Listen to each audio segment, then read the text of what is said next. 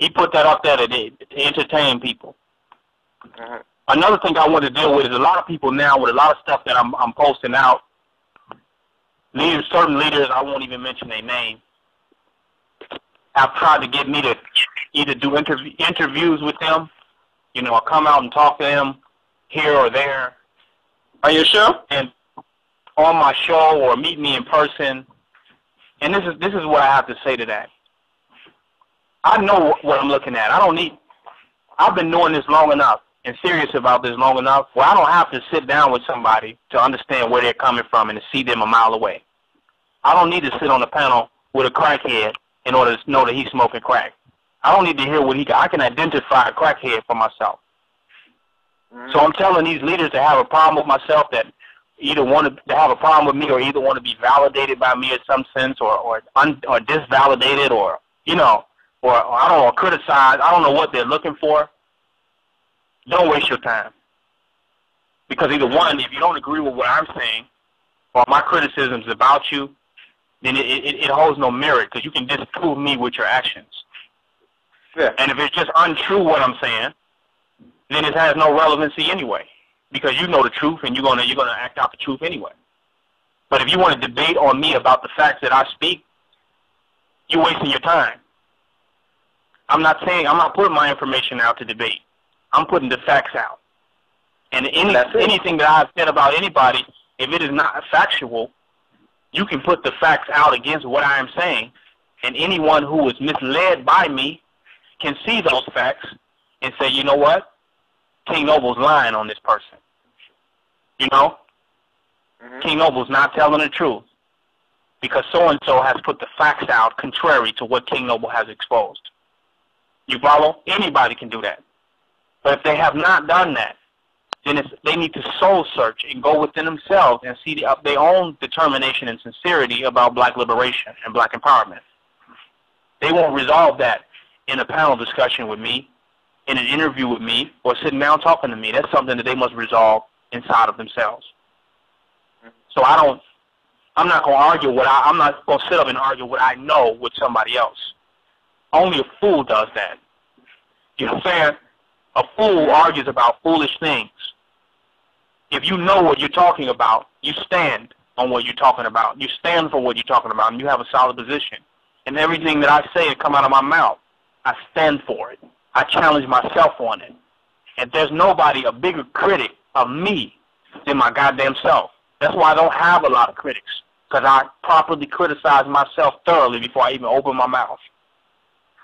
So I challenge other leaders out there and speakers, or those who claim to be representatives of black people, to do inventory on their own character, their personality, their loyalty, their devotion, and their sincerity to black power and black nationalism.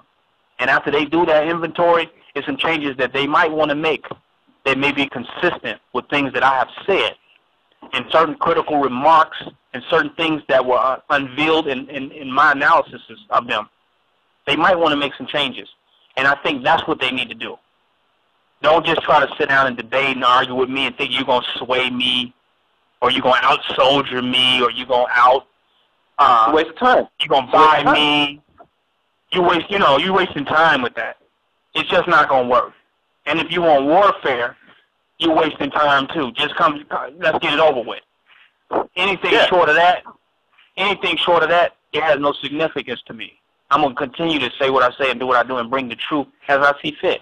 And if you want to change my perspective about you, then change your goddamn self. Don't try to change my perspective.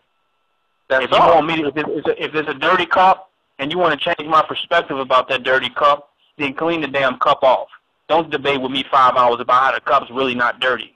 You're wasting your damn time. So that's to those who have recently inboxed me and contacted me about trying to get together. There's nothing to get together about.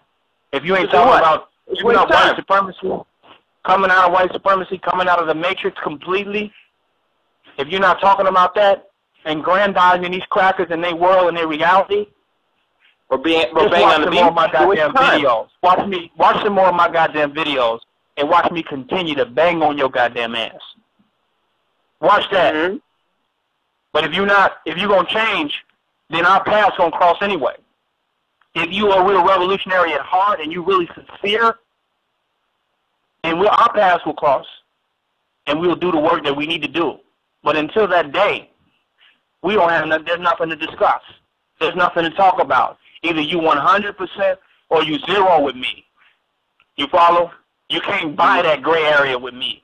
Your fame doesn't mean nothing to me. Your fame doesn't mean anything to me. How many white crackers that you sit down with doesn't mean anything to me. I'm pro-black, and I'm professional at being black. And if somebody's unprofessionally black, meaning that they mess up a little bit being white every now and then we don't need to be together. Oh, nothing. Pro-black means that you're professional in your blackness. You don't fail without flaw. You're going to represent black supremacy every time in every situation without compromise. So that's what I have to say to those people those leaders who have challenged me to interviews or to come together or meet up with them and talk. Ain't nothing to talk about. Post up, I'm through with the white man. Post up, fuck the white man, fuck the devil. Post up, I'm no longer a part of his system. Post up, I'm a total, absolute, 100% militant. And you ain't got to wait for, I'll contact you, I'll get to you. Until then, if you keep doing the coon and buffoon-ass shit that you're doing, you're repelling me in every way. In every way.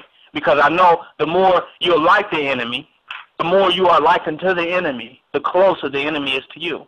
And if I come to you, the enemy's right there amongst you. He's right there in your midst. And he's ready to break down our leaders as he has done in the past. He's ready to assassinate our leaders like he did the Honorable Khalid Abdul Muhammad, Malcolm X. Assassinated our leaders. Clarence 13X, Father God Allah. You follow? Fred Hampton, Mark Clark.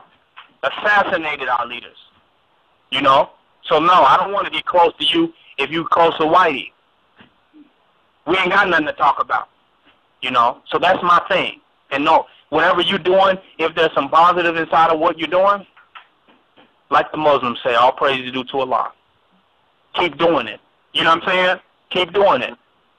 But anything short of 100% wholehearted black supremacy is not going to really get my attention. Not mine. I'm not in it for no other reason. You know what I'm saying? I'm not in it for no. There's nothing else I can get from this but the destruction of white supremacy and the exaltation of the original gods and goddesses of the planet Earth. So I hope I addressed that.